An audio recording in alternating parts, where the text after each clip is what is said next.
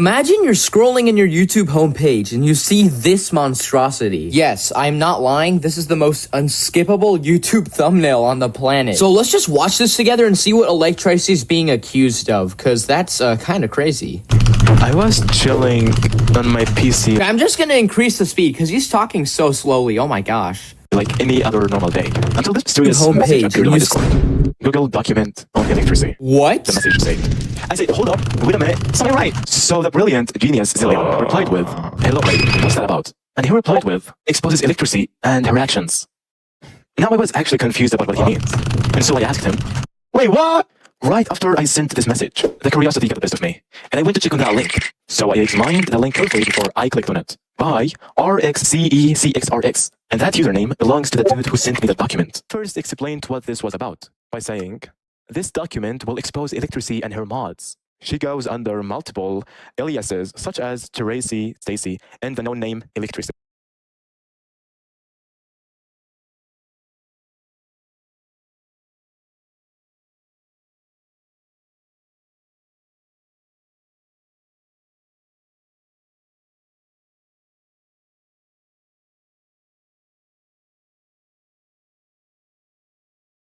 Yeni Always Ultra bezlerini karşılayan. Indi. Hi, I'm an AI. I can trade. Halkbank'tan 50.000 manat.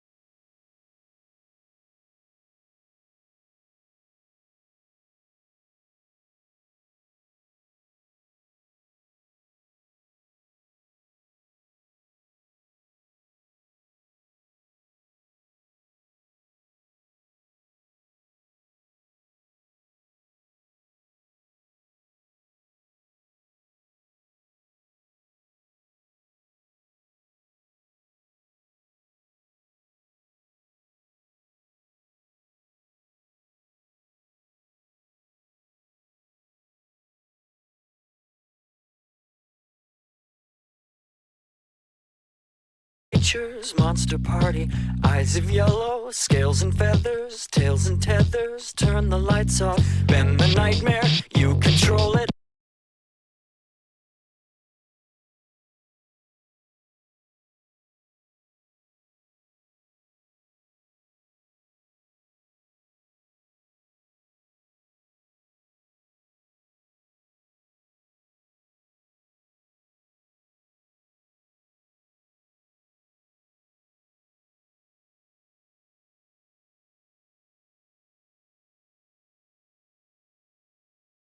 Five years ago, I basically moved from one side of Seoul to the other. And in that process, I lost something very dear to my heart, all right? One of my favorite pizzas of all time, the Detroit style pizza. I used to have a go-to spot in my old hood, and when I moved, I couldn't find anything. Pizza Hut briefly had it on their menu in 2022, but it was gone as soon as it arrived. So I was like, dang it, what to do? So I've been searching, and I finally found something. Their topping selection is extremely limited. Basically, pepperoni was the only thing that looked half decent, and they only have one size option. It looked pretty small. So I got two pepperoni Detroit style pizzas today, and I'm just gonna be kicking back, hopefully enjoying these, maybe talking about some stuff that's been on my mind lately. And yeah, let's take a look, man. Oh, okay. I am optimistic. I've been smelling these for the past couple minutes, and they smell good. They are decent size.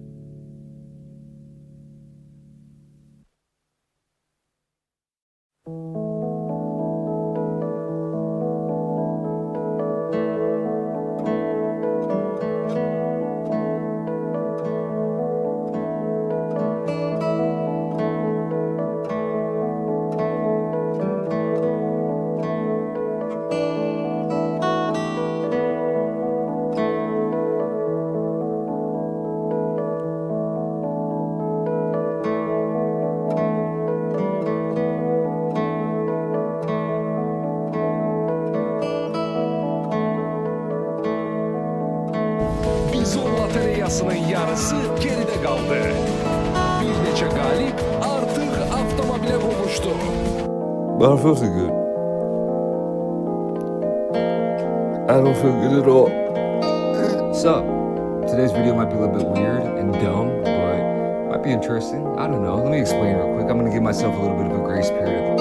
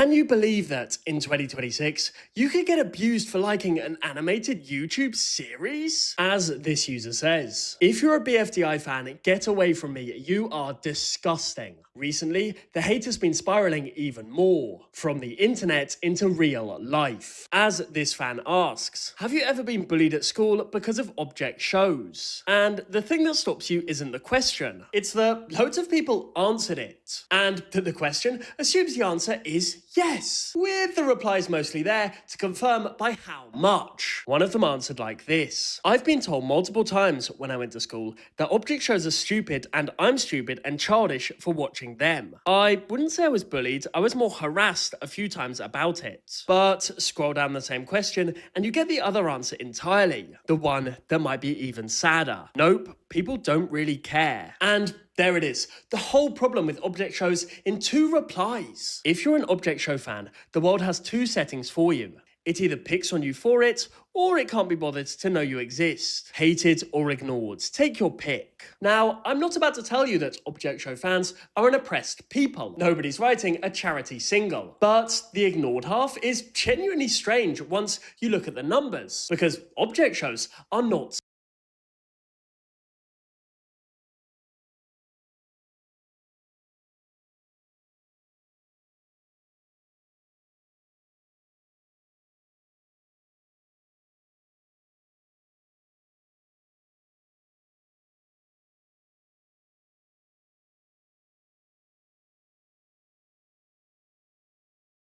small. One fan put it perfectly. When you're on the inside of the community, it seems massive, but strangely, you barely hear outsiders even acknowledge its existence. And calling object shows massive isn't just loyalty talking, it's just true. In a way that's genuinely hard to get your heads around. So, before we go any further, what exactly is an object show? Well, the format is almost stupidly simple, which is part of why people sneer at object shows and part of why they work. You take a load of inanimate objects, a pencil, a leafy branch, a bubble, a literal flame, give each one a face, a pair of stick arms and a personality, and then you make them compete. It's Survivor basically, or Total Drama, but the contestants are stationary. They're set challenges, they form alliances, they betray each other, and at the end of each episode, one of them gets eliminated, often by viewer vote, which is the bit that turned a cartoon into a participatory sport. The whole genre kicked off in 2010 with one object show, Battle for Dream Island, BFDI for short, made by a pair of 12-year-old twins. Before we get onto BFDI, most of you guys watching this right now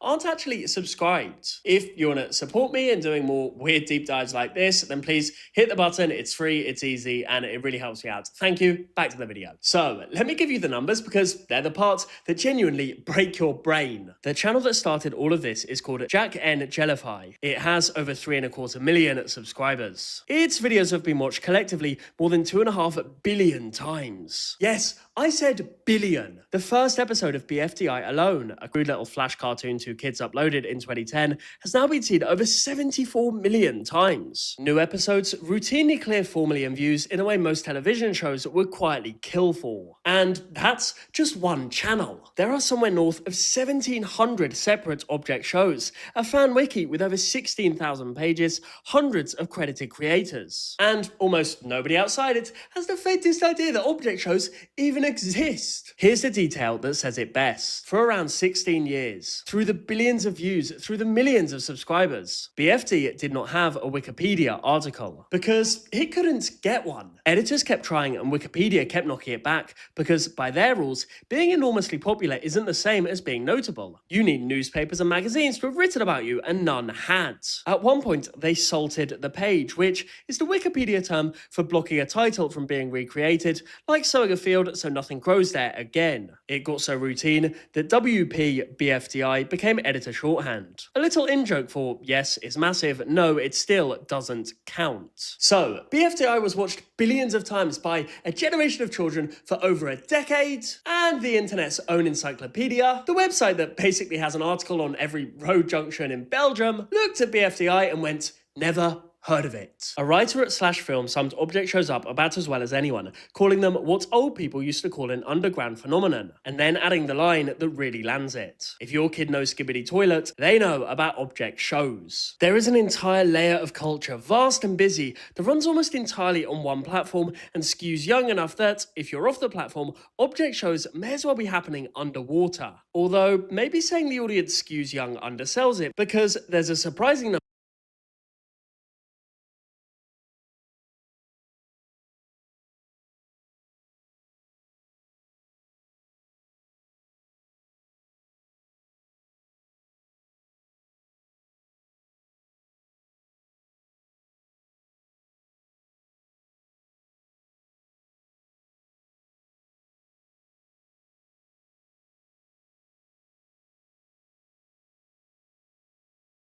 number of adult fans too, plenty of them watching quietly rather than advertising that fact. And the outsiders who do stumble across object shows tend to have the same dawning realization that this one did. This has always been one of those things where I'm like, it's kind of weird, but I guess it's for kids, so whatever. And then it turns out the fans are all fully grown adults. Whatever the case, object shows are invisible to the vast majority of people. The strange part is what happens when that invisibility breaks. Because the moment an object show crosses the path of someone who isn't already a fan, the reaction tends to skip straight past indifference and go straight to disgust. Indeed, TikTok seems to be the main source of BFDI hate. People uploading videos to announce that BFDI is for little kids, vomiting emoji attached. People posting BFDI sucks shizzle. One person made a whole numbered video tearing object shows apart like a manifesto. BFDI is for babies at #1. They are the biggest content farm a few slides later, which is a lot of structure to bring it to hating a cartoon about a sad little leaf. Most object show haters seem to know nothing about it and yet speak with total confidence.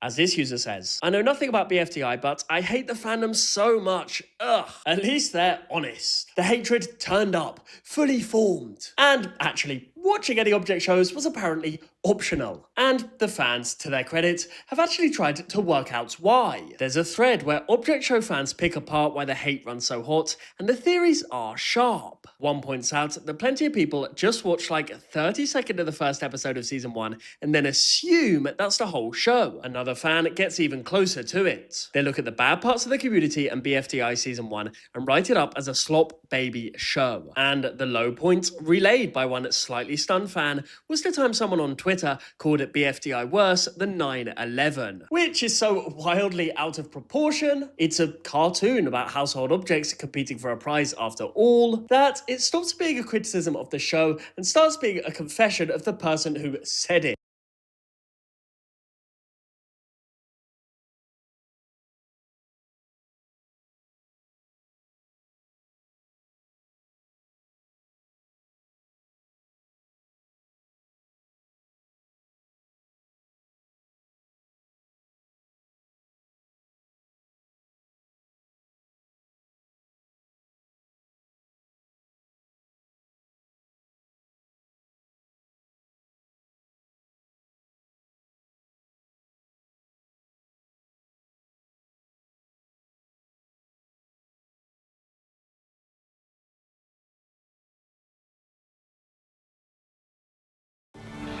Azərbaycan Hava Yolları sizə xoş uçuş arzulayır.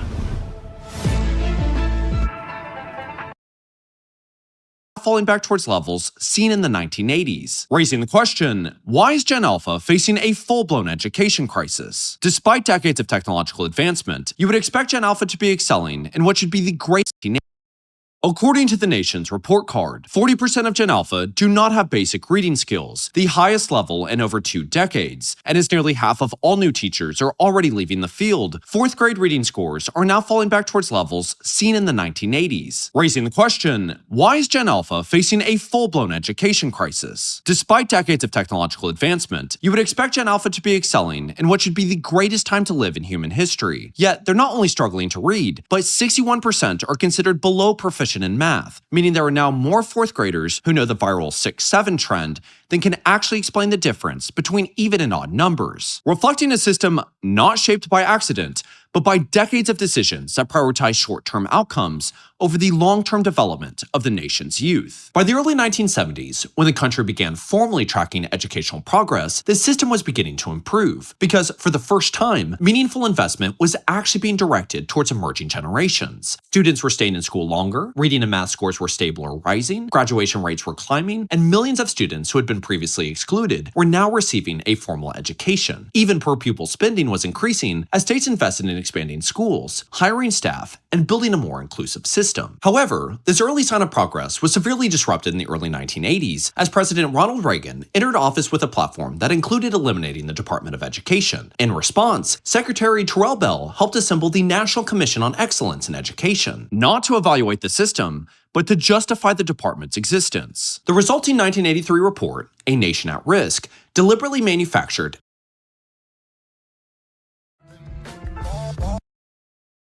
falling back towards levels seen in the 1980s, raising the question, imagine living in a small town, and then you hear your neighbors yelling. You go outside, and there's a dark cloud coming right towards you. Instincts kick in, and you rush to the nearest storm shelter. Inside, you begin to hear a rumble that gets louder and louder, and then the unthinkable happens. The shelter's roof is torn away. You did everything right, but it still wasn't enough. For those caught in the path, this was truly an unsurvivable tornado. The story of this monster began the day prior, on the 26th, when forecasters at the Storm Prediction Center were aware of a dangerous pattern aligning in the southeast. Extreme shear would overlap an area of unstable air. A rare high risk was issued over Alabama and the surrounding states. Later that night, storms swept over the region, producing over 100 tornadoes and a large swath of severe winds. While this system never produced any violent tornadoes, it did, however, knock out most telecommunications in the area, which would have huge implications later in the day. Over the next few hours, the atmosphere rapidly recovered as winds from the south transported warm, unstable air from the Gulf of Mexico. And in response to these worsening conditions, the Storm Prediction Center further increased the tornado risk to a whopping 45% chance of tornadoes over Alabama. And to make matters worse, another storm system in northern Alabama left an outflow boundary that supercharged the tornado ingredients.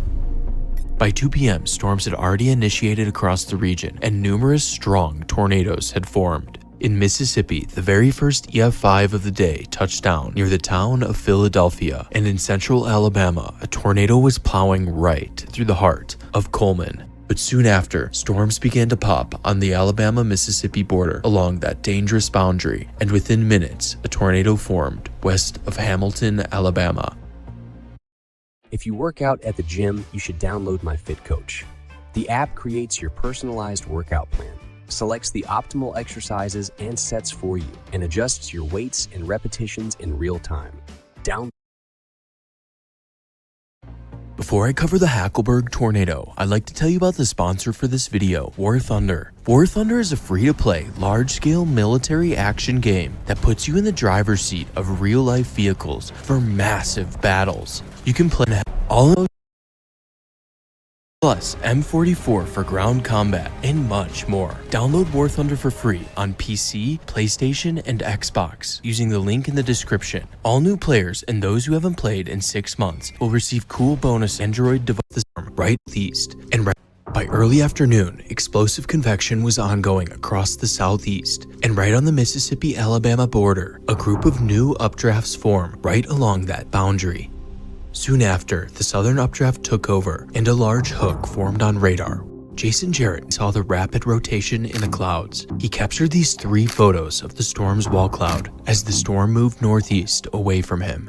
At the same time, the National Weather Service issues a tornado warning for the storm, and minutes later, a tornado touches down west of Hamilton, Alabama. While the tornado races northeast, Lily Hartley is on her way to church. She notices something on the horizon and pulls over to get a view, and what she records is shocking. A tornado is moving right through her hometown. Lily is the first person to capture video of the tornado, although she is certainly not the last, as the tornado is rapidly gaining strength. After passing Lily, the tornado begins traveling along Highway 43, the busiest road in the area that goes straight into the town of Hackleburg. Kayla Stidham snaps this photo of the tornado. In a short amount of time, the tornado has grown into a wedge and is now producing EF4 damage. Almost immediately after, the tornado intensifies even further and inflicts EF5 damage for the first time. Abigail Roblero and 7 others watch the dark cloud from their back porch. As lightning strikes in front of them, they spot the silhouette of the tornado looming over the tree line. They rush to shelter in the basement with less than a minute to spare before the tornado overtakes her home. At first, everything is quiet, but then it's as if an explosion occurs. The entire house is thrown into the air and disappears, leaving all 8 buried in debris. By some miracle, everyone survives. 1 mile to the west, Ronald Elrod captures 2 photos of the monster as it's bearing down on Abigail. At the same time, Keith Banks is chasing the tornado, paralleling the path as it races towards Hackleburg. He records and is left completely speechless because of what he was witnessing. While Keith drives towards town, Tabitha Harper and her fiancé, Christopher Dunn, are seconds away from impact. Tabitha makes it to an underground shelter in time, but Christopher was in the house, gathering things for protection. Sadly, Christopher doesn't make it to safety in time and is killed, along with their 9-month-old dog that is thrown over 1 mile. Patrick Kelly photographs the monster entering the heart of Hackleburg. Resident Tommy Quinn runs to take shelter underground with his dad and brother. Quinn's dad clenches onto the shelter door with all his strength to protect his sons. As the winds intensify, the steel roof of the shelter is bent outwards. Tommy recounted that the tornado sounded like a low organ note. After the tornado passes, Tommy and his father run over to the cries next door from the swept slab of the Emmanuel Baptist Church. They begin digging up debris, trapping the church's pastor, his wife, and their several children. Miraculously, everyone here survives. The tornado is now moving into the most densely populated part of town. Cars are thrown more than 200 yards, and in one home, the foundation slab is cracked as the home is forcefully ejected from the concrete pad. At another home, William Luttrell and his grandson are sucked through their living room window, sustaining gruesome injuries, but thankfully surviving. However, most people in this area are not as fortunate. According to the town's chief of police, finding the death toll took nearly a week because everything in town was reduced to shreds. Ultimately, it was determined that 14 residents died on these 2 blocks. East of the denser neighborhoods in Hackleburg, the tornado impacts a multi-building complex, and one of the large two-story apartment buildings is swept away. However, the largest structure impacted in Hackleburg is the Wrangler gene plant, which sustains a direct hit from the core of the tornado. Genes from the plant are swept up by the tornado and are found over 40 miles away. Of the 13 people on site, 1 employee is killed. After devastating Hackleburg, the tornado continues by mowing down the dense forest while moving at a blistering pace of 52 miles per hour. Despite moving through rural Alabama at this point, local Beretta Saint is just east of the tornado and records as the beast passes by.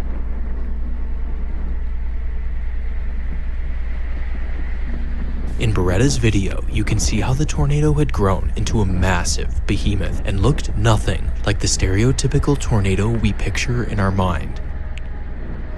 This tornado was truly hell on earth. The tornado is sustaining its immense EF5 strength and is now approaching the town of Phil Campbell.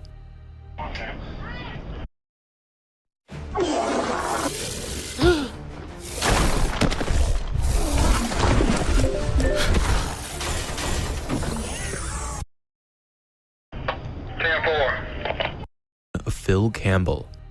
10-4. Phil Campbell 3 to 911. I got rotation coming through Phil Campbell right now. The first block in Phil Campbell struck are the homes on Woodard Drive. Nearly every home here is leveled in EF5 fashion. The tornado now moves along Highway 237, which leads to downtown Phil Campbell. The winds of the tornado are so strong, a storm cellar has its roof torn off, but it's unknown if anyone was sheltering here at the time. Just down the road, several framed homes are reduced to bare foundations.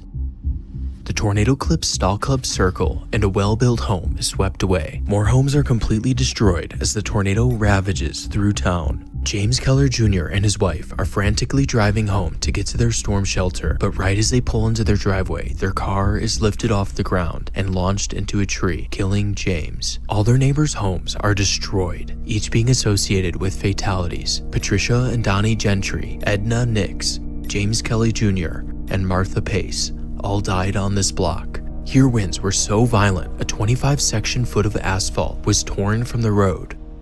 As the tornado moves into the eastern side of Phil Campbell, resident Tommy Sanders is watching the tornado move towards him from outside his home, getting bigger and bigger. He takes a photo as the tornado tears through the center of Phil Campbell before racing inside for shelter. 30 seconds later, the core of the tornado overtakes him. Sanders is left in a shelter. 30 seconds later, the core of the tornado overtakes him. Sanders is left in a critical state when he's found later. The core of the tornado overtakes him. Sanders is left in a critical state when he's found buried in rubble. Miraculously, he survives, but his neighbors are not so lucky, with Jack Tenev and Dagmar Layden being killed next door, as well as another woman to his south. On the block over, the tornado takes the lives of 10-year-old Ricky Knox and Jerry and Carol Weller. In total, 21 people were killed in Phil Campbell, and the tornado was still maintaining its strength. Raymond McKinney, who's working at the time, captures the tornado as it leaves Phil Campbell. That's huge. The massive tornado quickly moves along the horizon and is soon out of view. If it swings around, we're done. The tornado enters the community of Oak Grove. While this area is more sparsely populated, every building it hits is destroyed. A large brick building is swept off its foundation, killing 2. Another home is destroyed, where a Corvette is tossed over 200 yards. Oak Grove resident Rod Smith is totally unaware of the oncoming tornado. He senses something is wrong and goes outside to watch from his front porch. Everything is eerily calm, but then he sees mist begin to spiral upwards into the sky, and suddenly a black wall appears, plunging him into darkness. Instincts kick in, and he rushes to a storm cellar, barely securing the door as the tornado's pressure begins to pull. Inside the shelter, the pressure drop is so extreme, he could feel his stomach being pulled from within. Many stories similar to this are reported along the tornado's path. In one storm cellar, the sudden and drastic pressure drop ruptured a root canal, and in another case, someone reported having their tear ducts ripped. This is all that was left of Rod Smith's home. Around the same area, a local records the tornado as it passes through Oak Grove. This video shows just how dark and menacing it was to be out in front of this tornado, a sight very few people will ever experience, and something you never want to see. Up to this point, the tornado has continuously grown in size and is now a staggering 1 mile wide, destroying everything in its path like a giant bulldozer sweeping across the Alabama landscape. The tornado then tracks into the community of Mount Hope. Resident Gary Dobbs is a weatherman for Huntsville and spent 4:30 in the morning to 2 in the afternoon giving live coverage to the region for the morning storms, but he went back home for some rest. Dobbs, well aware of the storm heading his way, went outside to report the location of the tornado back to his station. Right now on the phone is meteorologist Gary Dobbs. Gary, tell us what you're seeing. I see the rotation now. Wait a minute, I'm getting a good look at the edge. Oh, now I'm hearing the roar. Hang on a minute. I see a definite debris area. As a matter of fact, it looks like it's coming straight this direction. If I had to judge what this is, it looks like an F4, and I am going to have to go inside. I don't know if you can hear the wind picking up. It is picked up, and it is. Well, I got to go inside. Okay. Gary Dobbs heading into a storm shelter. Gary drops his phone. The tornado is on top of him. He dives into a closet as his entire house disappears around him and is thrown into his backyard, where he's pelted by debris, sustaining major injuries. Miraculously, the tornado passes before he's killed. Despite his injuries, he uses a 2x4 plank to pry open his storm shelter where others are trapped inside. Gary's home was gone, and the neighboring steakhouse was so violently destroyed that large pieces of concrete foundation had been pulled from the ground. The tornado marches onwards, killing livestock and destroying homes, now moving towards Highway 24. At one farm north of the highway, a family and their neighbors seek shelter in their storm cellar.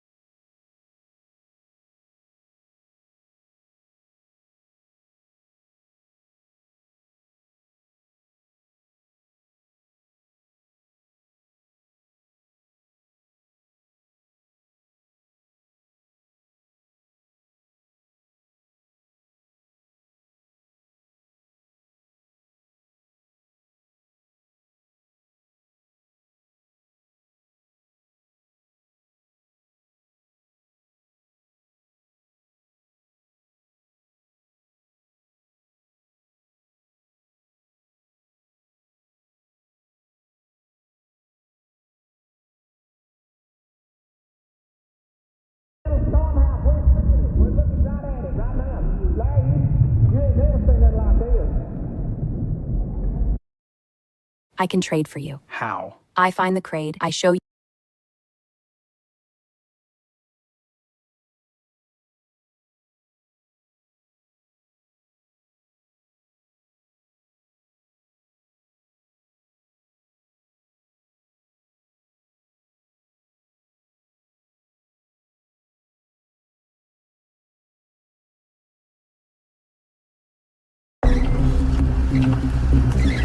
Here we go.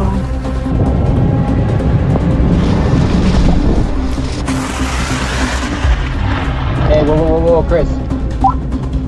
Oh my god, that's it. Dude! We're going back! We're going back! We're going back!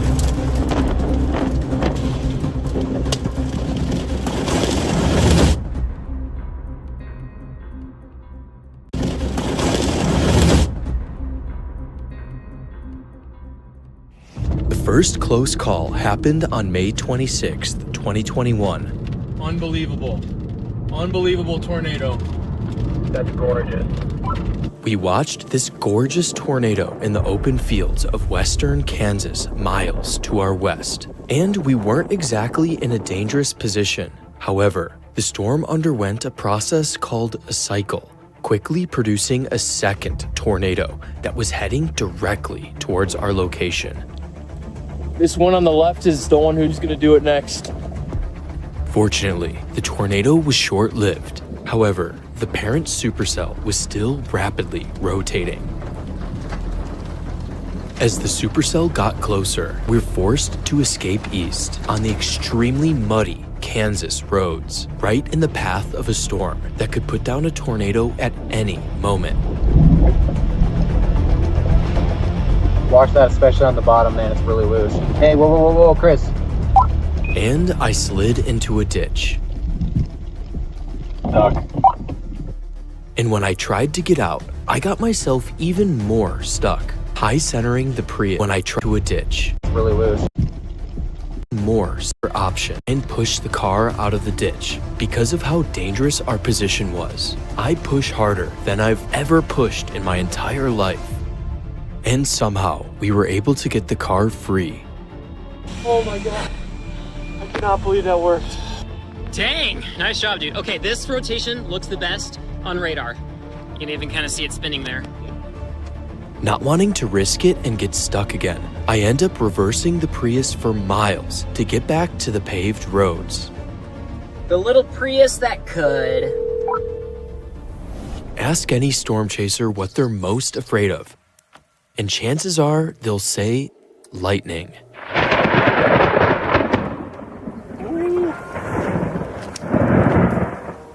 Because with lightning, there's nothing you can do.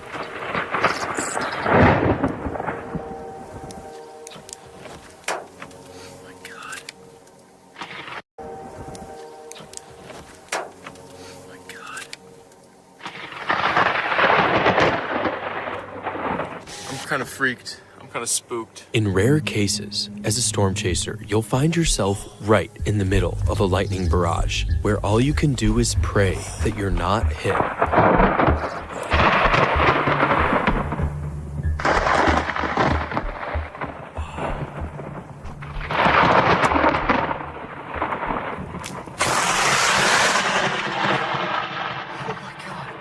Oh my god. Dude, that was like 50 feet away. Oh my god, dude, this is crazy. That was a death bolt, and it struck right behind me. But the craziest thing is, this is not the closest I've been to being struck by lightning. That happened the next year near Kimball, Nebraska, during this insane, dusty tornado.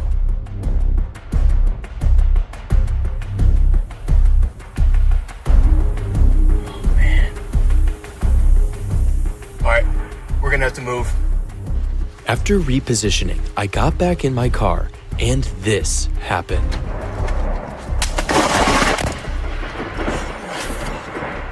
You can actually see an upwards leader emanating from my car, and that the power pole in front of me was hit. You can also see sparks scattering from the power lines. I was almost struck by lightning for a second time. Before I continue, I'd like to tell you about the sponsor of this video, ZocDoc. This is your brain when you're struggling to focus. And this is your brain when you're in the zone. But getting in. I moved to a new apartment. Check out the new studio. During this period of time, I've really been starting to prioritize my appointment in your health available this tornado. The next close call was with a tornado, but not this tornado. Holy shit. This thing was glorious for all of 10 seconds, and I would continue chasing it, but I was about to go through one of the craziest and most dangerous sequence of events I have ever had since I started storm chasing.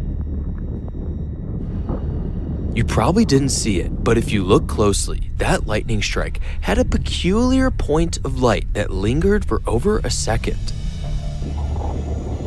And as I kept driving east to keep up with the storm, things started to get even crazier when this farmstead randomly started to blow apart right into my vehicle. Whoa,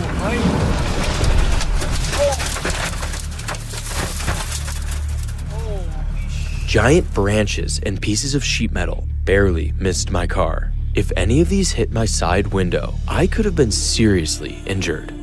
Immediately following, something even crazier happened and is also extremely dangerous for a storm chaser, just not me. Alright, I'll let the footage speak for itself.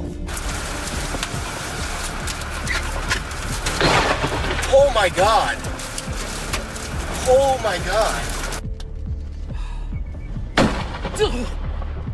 Gosh, dang it.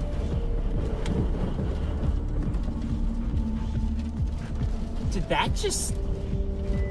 Wow. My Prius literally just conked out at me from that lightning strike. Well, that's because your car took a direct hit from a lightning strike. And if we take a closer look, you can see the electricity arcing through the tires, which means the entire frame of the vehicle was energized with millions of volts, just inches away from Billy. You can also see the angel of death at the car's antenna, with bead lightning from the decaying lightning channel. And then sparks fly in the wind immediately following the lightning strike. And you can even see the antenna flying through the air. Look at the antenna. Shoot, okay, well, at least I'm not in the middle of the road anymore. A few weeks later, I got closer to a tornado than I ever had before. Initially, I was positioned quite far from the storm. However, as the supercell approached my location, it put down a tornado right in front of me. Oh, wow. It's right here. It is right here. Oh, wow. Look at that.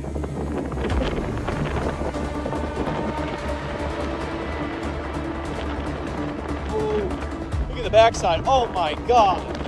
Oh, my God. Now, I totally could have just recorded it from this location, but I wanted to push the envelope and get as close as possible.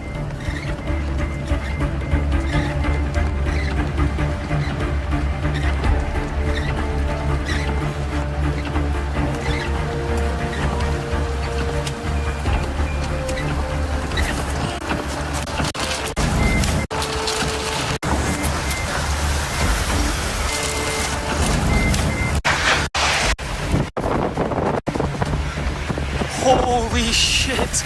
All right, we're good. We're safe. We're safe. Wow. That was insane. While I got extremely close, imagine chasing a tornado you can't even see. That's much more dangerous. And that's exactly what happened on May 18th, 2025, but not with these first two tornadoes, which were relatively safe to chase.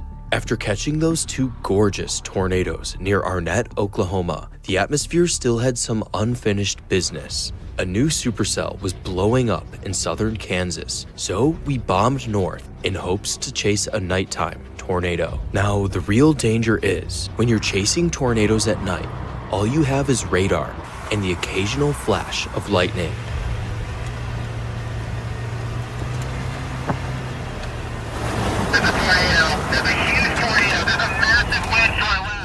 Oh my god, I see it. Oh my freaking lord.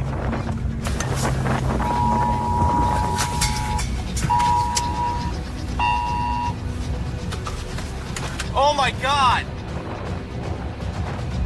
Large wedge tornado southwest of Greensburg. And if you didn't know, the same exact town was hit by an EF5 back in 2007.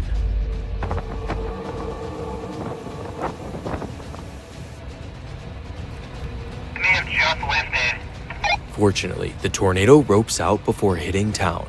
However, the storm quickly puts down another monster. Holy crap. Massive tornado, holy smokes. Oh, it's right in front of us. Oh my god, Chris, it's hitting stuff. Oh my god. When the tornado crosses the road in front of us, it downs power lines, completely blocking the paved road. Oh man, we got down power lines. That's what's up. We need to turn around and go back on the grid to the east. The downed power lines force us to drive on the muddy Kansas roads. All right, I'm slipping really bad. I'm struggling back here, man. We just gotta keep moving. And this is when things got really dangerous. A new storm was blowing up to our south and was already showing signs of rotation, meaning it could drop a tornado at any second, and we would never see it coming. Yeah, we need to get the hell out of here. This is gnarly, bro. Chris, velocity is ramping up on the storm directly behind us. It looks like it's producing a tornado.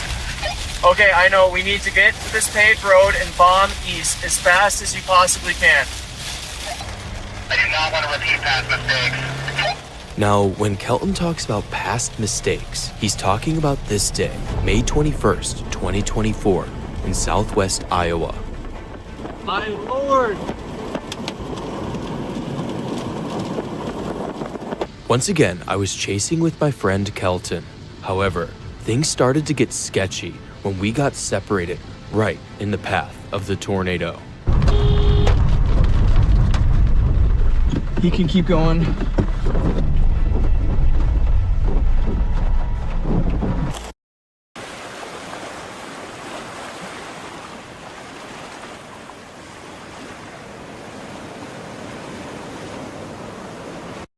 Welcome back to Sahara Motors F-Series, your one-stop for premium and luxury cars. Today, we have that one car that is drawing attention from all the corners. Wow.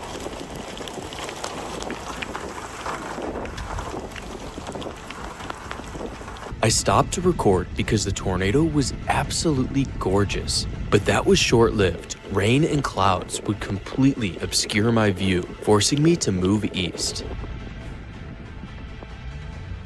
I'd get one last look at the tornado before approaching an intersection where I'd make one of the most pivotal decisions of the day. If I went south, I'd be driving right towards the tornado. The other option was to drive east and keep the chase going, but the problem with going east is that it would be extremely dangerous crossing the tornado's path. The other option was to drive north away from the tornado, which was the safest option, but it meant that the chase was over. I can't keep going east. Gotta go north. And I ended up taking the safe option, going north. Kelton had ended up going east, and sure enough, he was right in the path of a powerful tornado. It's probably right behind me somewhere. And yes, it was. This tornado was heading right towards Kelton. It was actually a different tornado, not the one we thought we were chasing, but a much bigger and more powerful tornado. Oh shit, is that it? This tornado missed Kelton by less than a mile. If he was any slower at any point, he absolutely would have been hit by this monster. I wanted to include this in my video because if I had gone east, I probably would have been about a mile behind Kelton. I was one single wrong decision away from being hit by the Greenfield EF4. This was an extremely powerful tornado. There's no surviving being hit by a tornado this strong. And I would know because I was hit by a tornado the previous year near Lewistown, Illinois. I'm not exactly proud of what happened. For anyone who's trying to storm chase, use me as an example of what not to do when you're in front of a tornado. But this was by far the most dangerous moment of my entire storm chasing career. It's not even close. Wow, look at this thing! Oh my god! Holy shit, Tanner! Dude!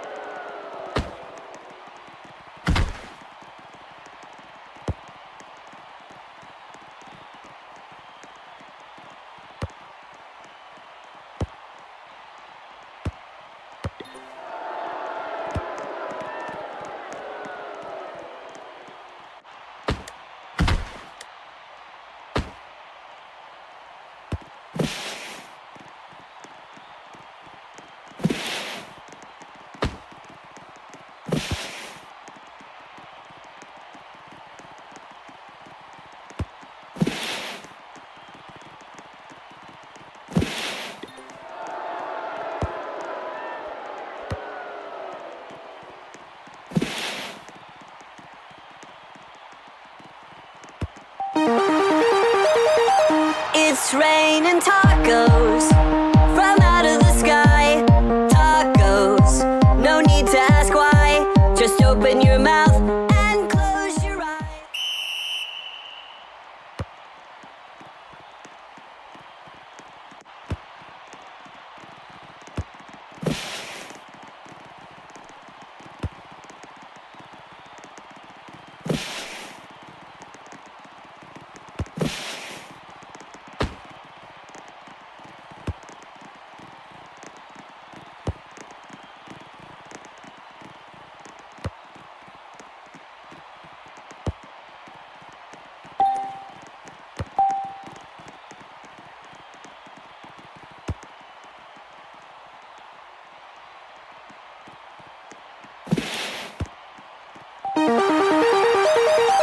It's raining tacos from out of the sky.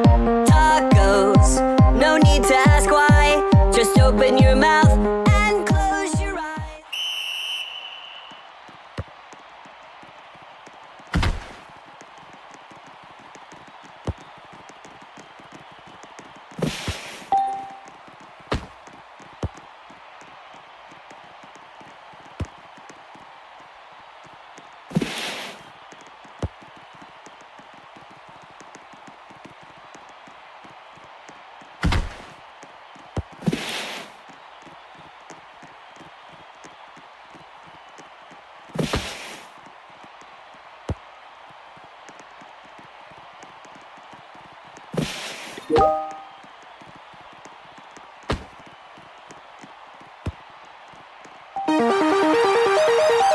It's raining tacos from out of the sky. Tacos, no need to ask why. Just open your mouth and close your eyes.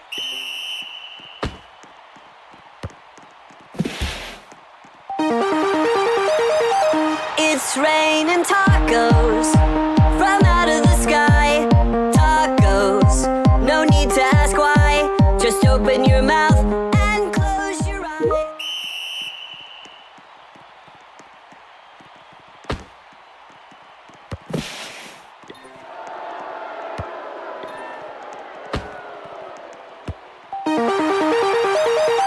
It's raining tacos from out of the sky.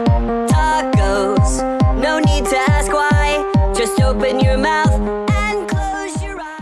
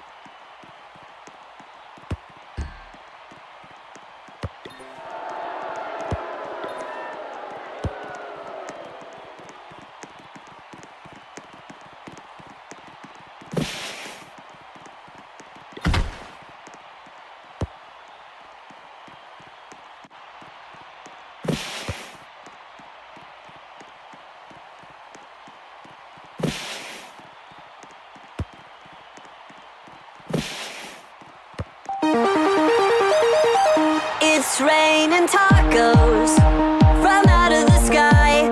Tacos, no need to ask why. Just open your mouth and close your eyes.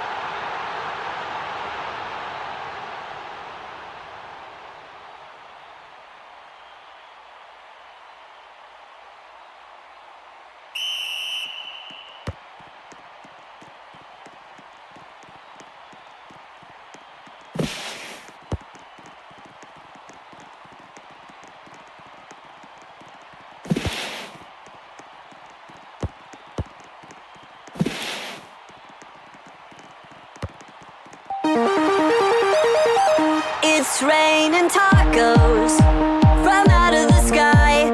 Tacos.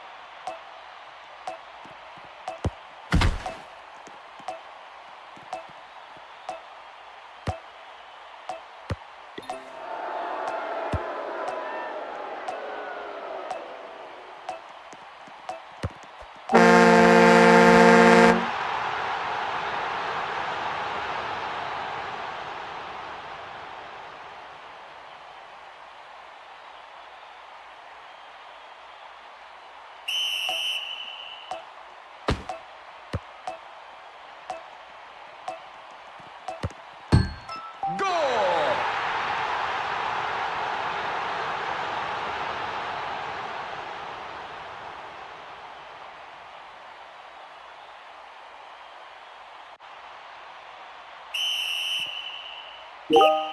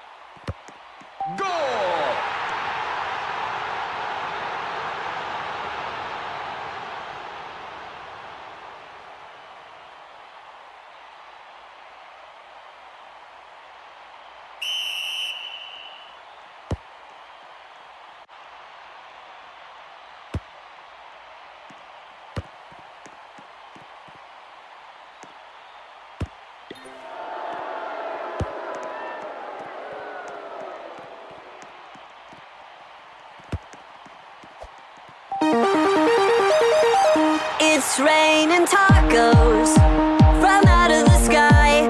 Tacos, no need to ask why. Just open your mouth and close your eyes.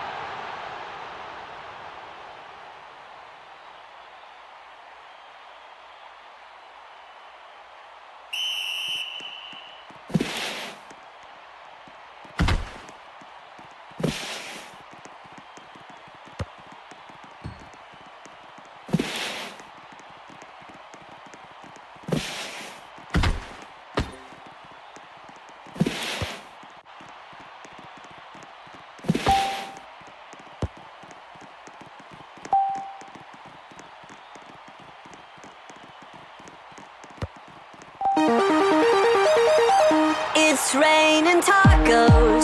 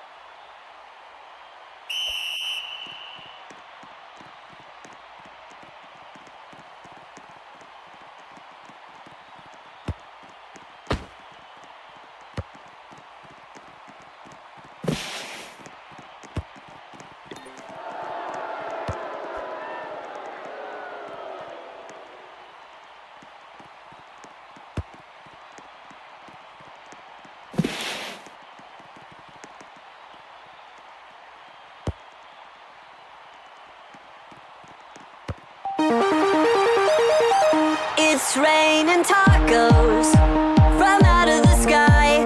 Tacos, no need to ask why. Just open your mouth and close your eyes.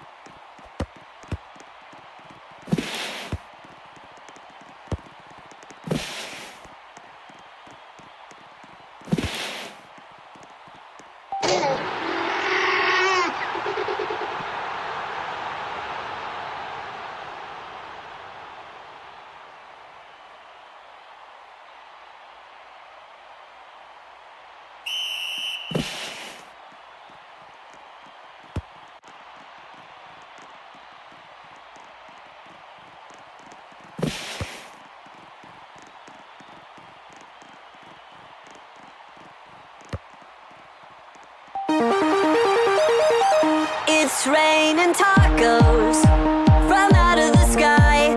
Tacos, no need to ask why. Just open your mouth and close your eyes.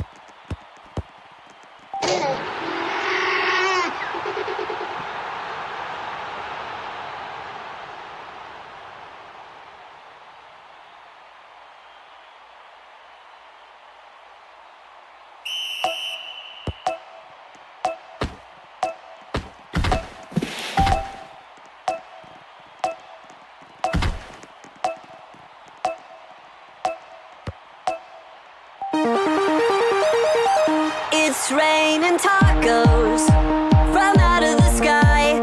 Tacos, no need to ask why. Just open your mouth and close your eyes.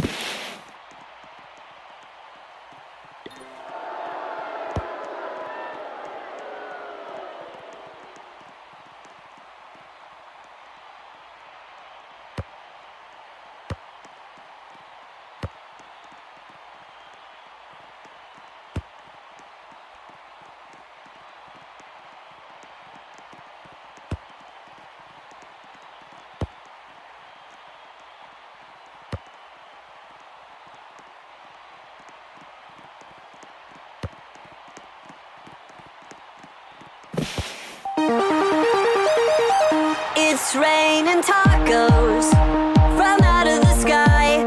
Tacos, no need to ask why. Just open your mouth and close your eyes.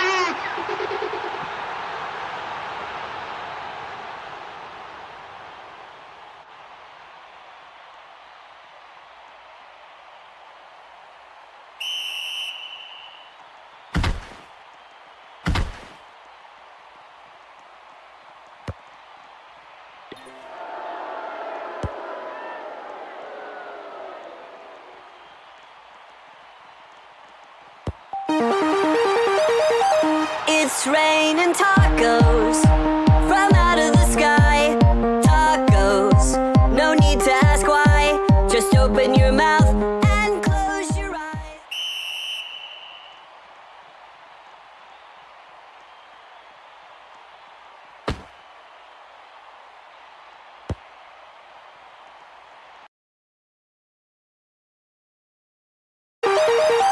It's raining tacos from out of the sky.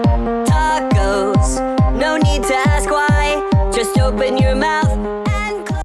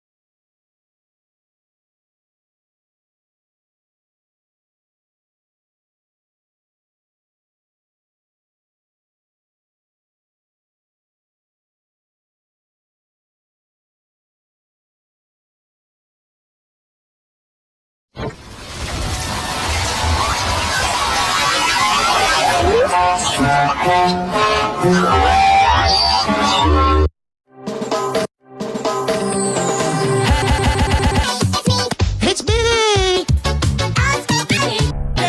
I got a question. What do you want, gay guy? I want Sigyn Pex. I know about a million things. I know. Well, that's great. I'll do everything. All right.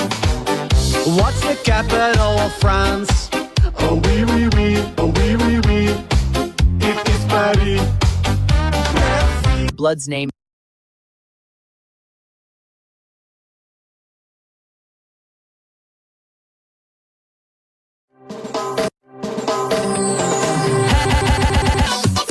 It's Billy!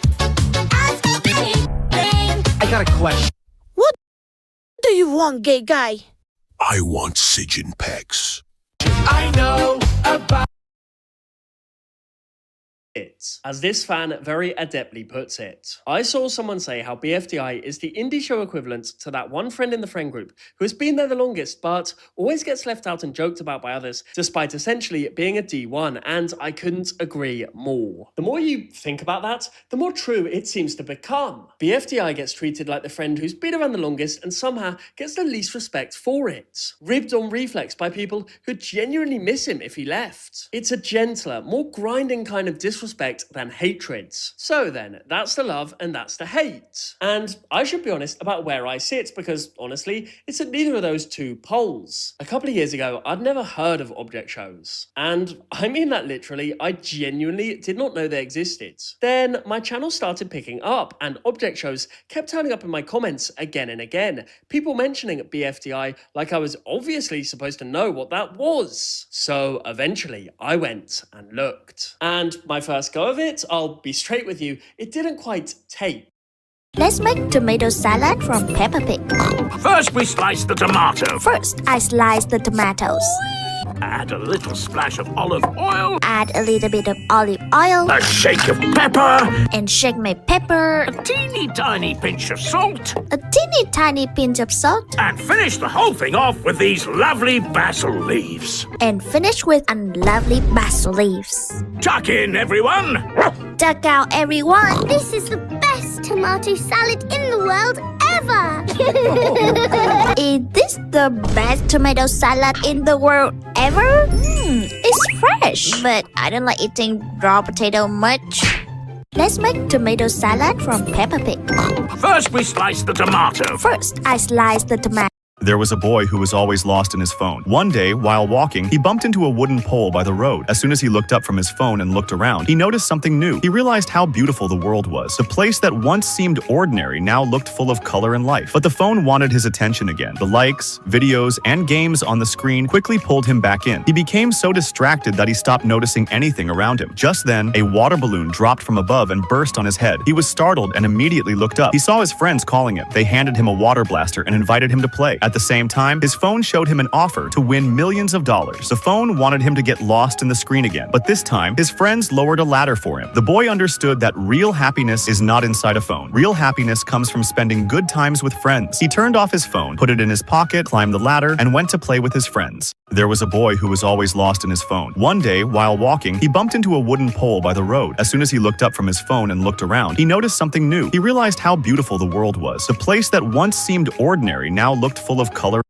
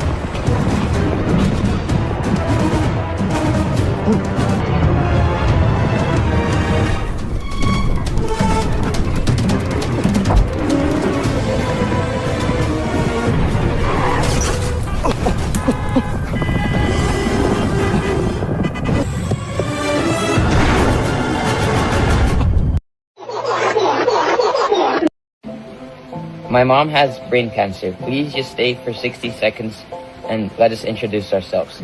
My name's Enzo, and this is my mom, Fabi. Hi. My mom has... When I grow up, I want to go to the moon. Why wait? When I grow up,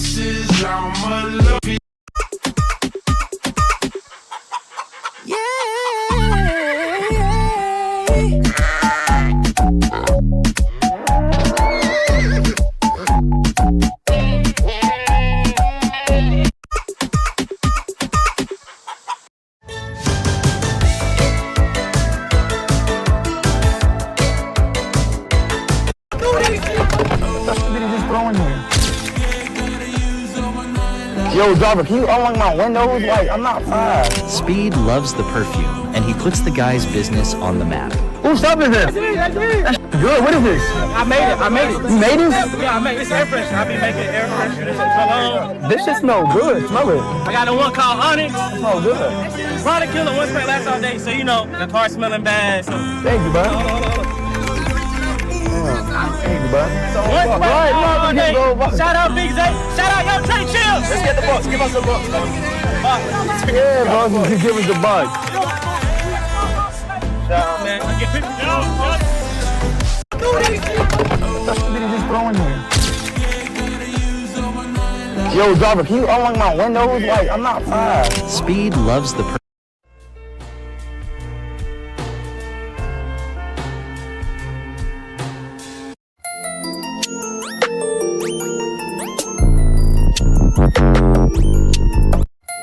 majors at the labels.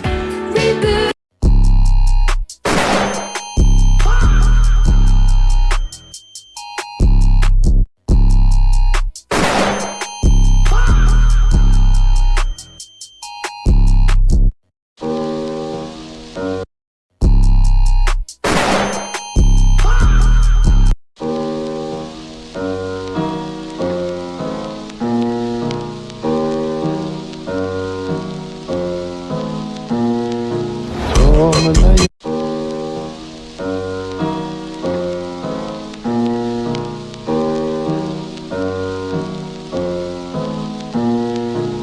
Me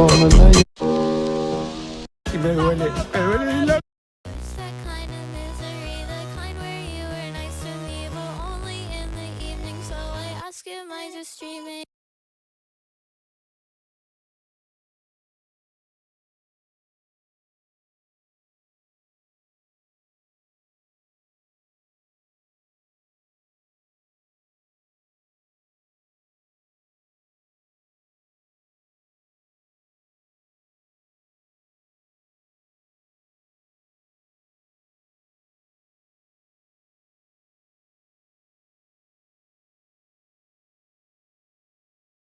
Why do we have 32 separate teeth when we could have had 2 continuous chewing plates like this?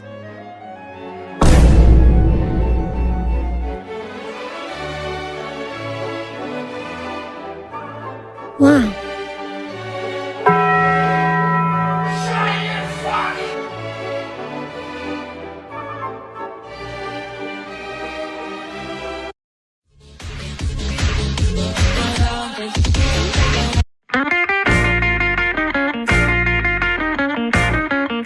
Oh, hi, thanks for checking in. I'm still a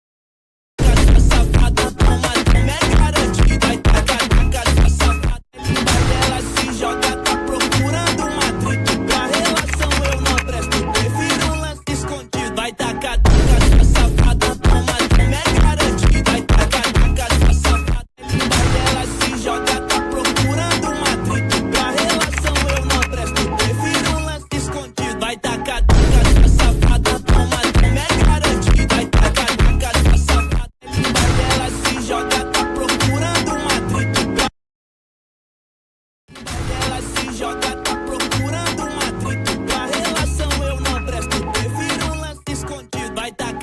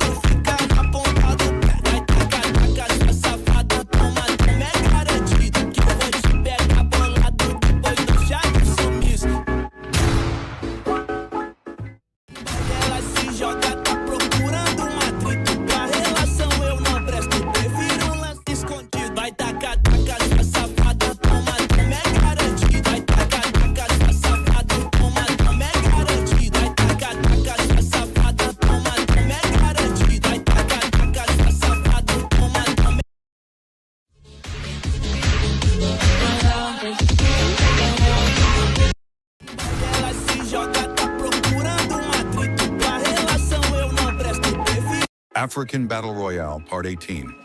Who will start the episode?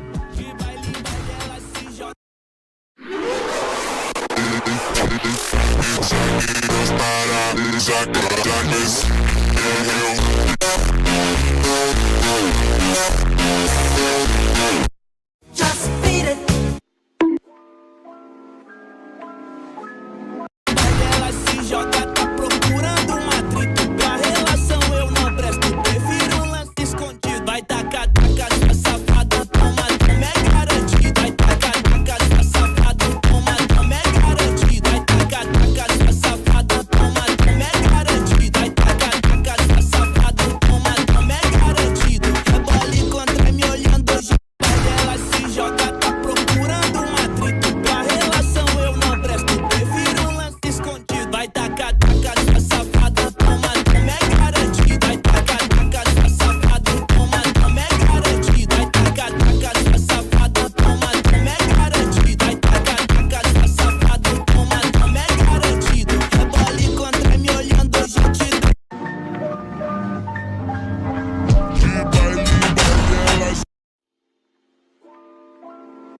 Yo, bro, I'm. Que você quer, vi que tá só começando. Fica na ponta do pé, vai tacar, safado, toma.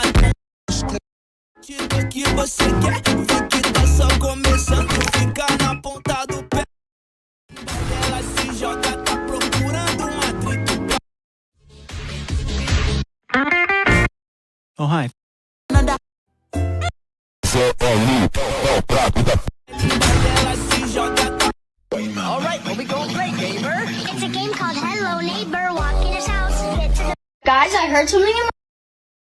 I'm going to buy a knife tonight and fucking stab.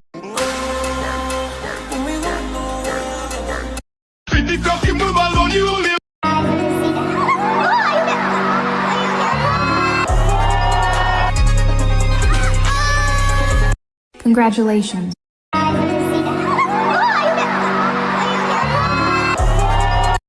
Congratulations. Wait, did he just oral lob himself? Ref, is that legal? I got this!